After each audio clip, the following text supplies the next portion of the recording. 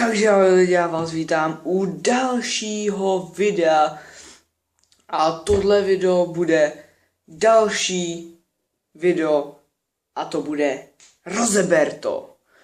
A dneska budeme rozebírat kanál, který se jmenuje Lucky 7.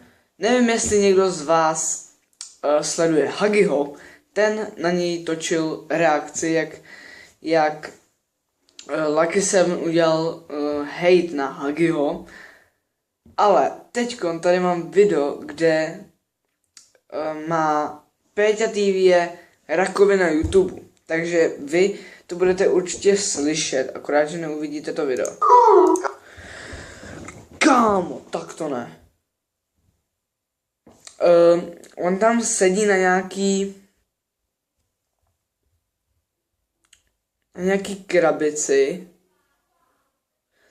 krabici, která je z poloviny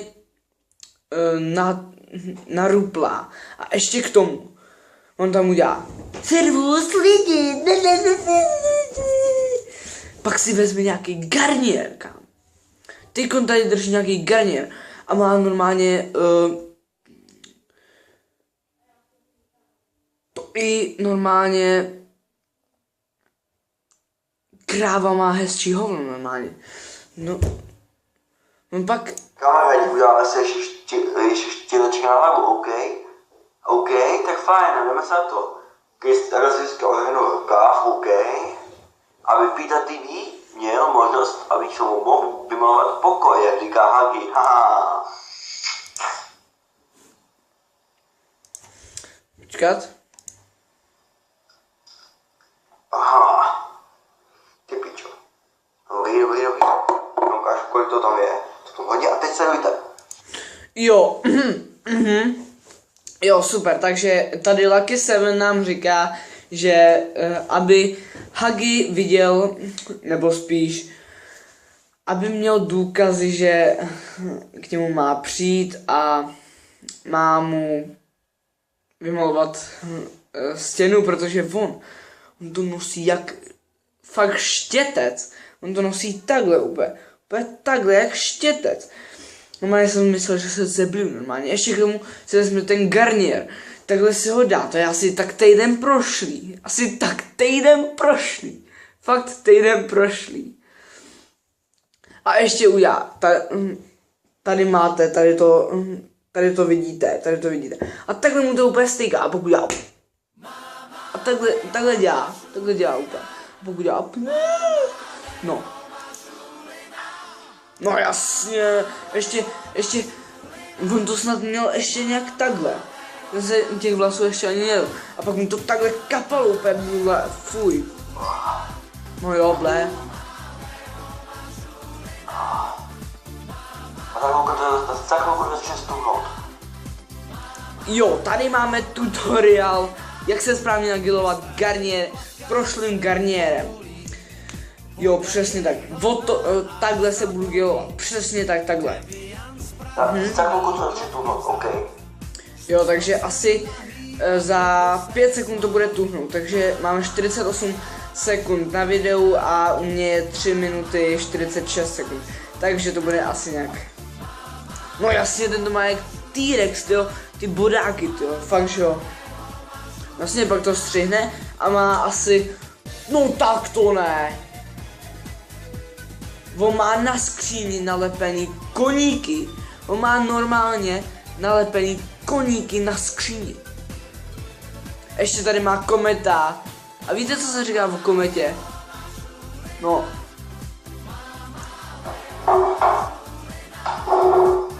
Haha. Štětec už je na hlavě a začnu začít hejtovat.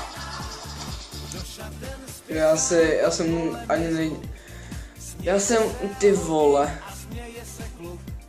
Já jsem mu ani. Počkat, no tak to ne. Hoši, já aspoň to netočím ty videa přes Power Director. Já to točím nejdřív přes fotoaparát a pak to upravím v jiný aplikaci, než že to točím rovnou přes Power Director. No tak to ne. OK, OK. OK, OK, OK. OK. Tady? Ty vole, já bejt jeho mámu, tak tam normálně vlídnu a dám pár facek. On 6krát za sebou, aspoň tak 6krát za sebou řekne OK, OK, OK, OK. Jak jdeme, prostě. Hej, youtuber, a scusate, který youtuber? Který youtuber to bude. Prostě ten má úplně v háji. Ty krásu. Kolik ti je, pane bože? On mu je, vypadá aspoň tak na 19. Hráčku. Kámo, to není možné. Kterého youtubera si budu hejtovat? Zkuste hádat. Tvojí mámu. Můžete hádat 3krát. Samozřejmě to je Pita TV. Tak teďko.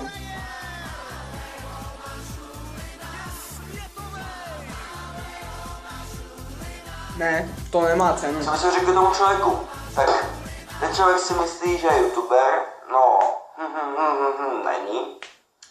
Kámo, říká tam, že Pita TV není youtuber. Kámo, on má 6 Lucky 7, šťastná sedmička, i když, takže on má 7 vlastně, ale jako dobrý, že to není youtuber, akorát, že on to je youtuber. Vlastně ten Lucky, já se nepovažuji zatím za youtubera, protože nemám ani 1000, myslím, že od 1000 nebo od 100 se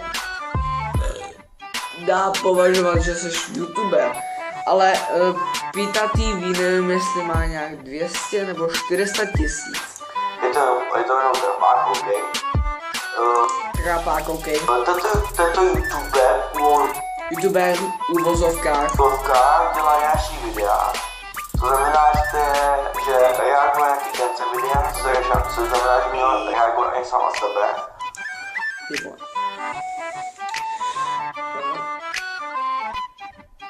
Řekněte mi, jak byste reagovali sami na sebe?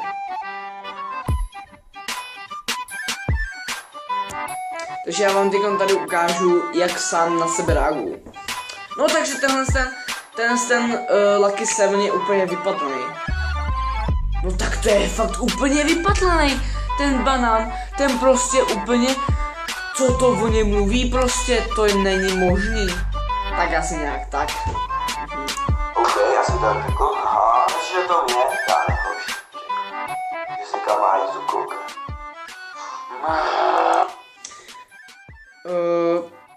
Vůbec mu není v těch videích rozumět.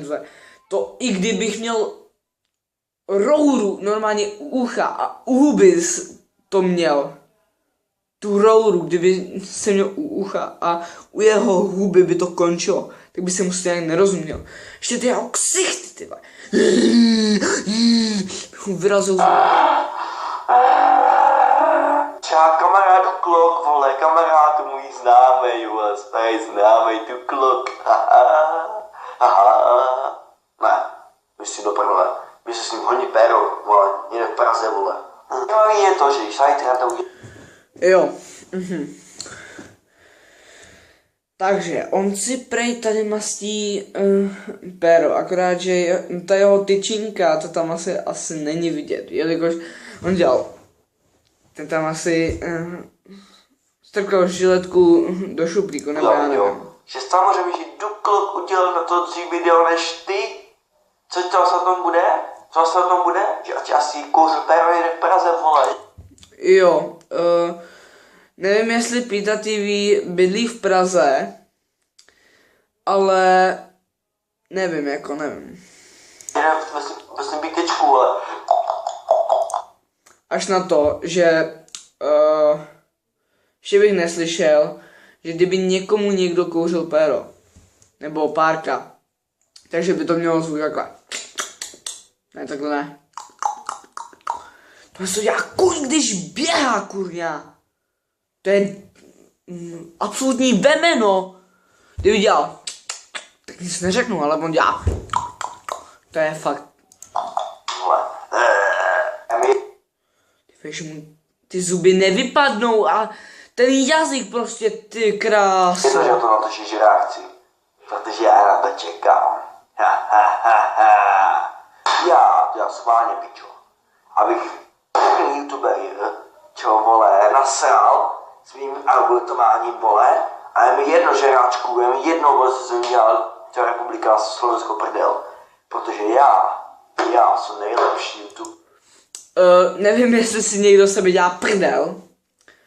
Nevím, jestli si tebe někdo dělá prdel, ale jako prdel bych jako pochopil, ale prdel, to jako fakt nevím. Pičo. A ty seš pes, pičo, chápeš to? Ty seš pes. Pes? Slyšel jsem dobře pes?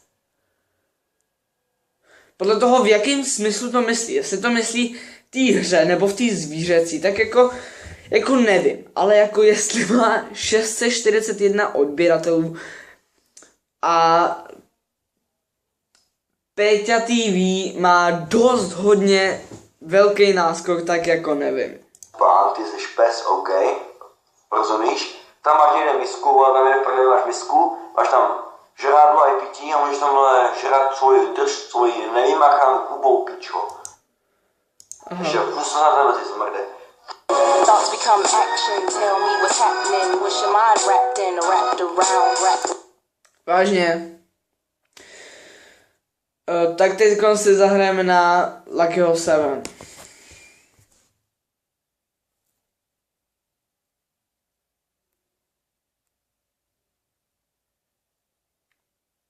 Takhle to nějak vypadá. Takhle vypadá konec videa. Takhle vypadá konec videa. Kurňa, já to nemám. Wrapped around. Ne, tohle to není možný. Tohle, ne. Ne. No tak má 654, no, tak pardon. Ještě vám chci říct, že on má